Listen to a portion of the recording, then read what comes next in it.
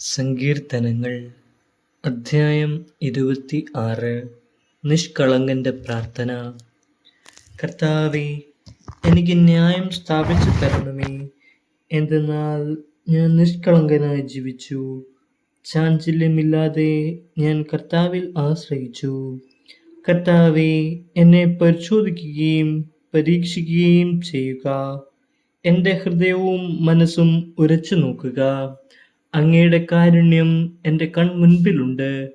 അങ്ങയുടെ സത്യത്തിൽ ഞാൻ വ്യാപരിച്ചു. കപടഹൃദയരോട് ഞാൻ സഹവസിച്ചിട്ടില്ല. വഞ്ചകരോട് ഞാൻ കൂട്ടുകൂടിയിട്ടില്ല. ദുഷ്കർമ്മികളുടെ സമ്പർക്കം ഞാൻ വെറുക്കുന്നു. നീചന്മാരോടുകൂടെ ഞാൻ ഇരിക്കുകയില്ല. കർത്താവേ, നിഷ്കളങ്കതയിൽ ഞാൻ എൻ്റെ കൈ കഴുകുന്നു. ഞാൻ അങ്ങയുടെ ബലിപീഠത്തിന് പ്രദക്ഷിണം വയ്ക്കുന്നു. ഞാൻ ഉച്ചത്തിൽ കൃതജ്ഞതാ സ്തോത്രം ആലപിക്കുന്നു. അവിടുത്തെ അത്ഭുതകരമായ സകല പ്രവൃത്തികളെയും ഞാൻ പ്രഘോഷിക്കുന്നു. കർത്താവേ, അങ്ങ് വസിക്കുന്ന ആലയവും അങ്ങയുടെ മഹത്വത്തിൻ്റെ ഇരിപ്പിടവും എനിക്ക് പ്രിയങ്കരമാണ്. പാപികളോടുകൂടെ എൻ്റെ ജീവനെ തൂത്തെറിയരുതേ. രക്തദാഹികളോടുകൂടെ എൻ്റെ പ്രാണനെയും.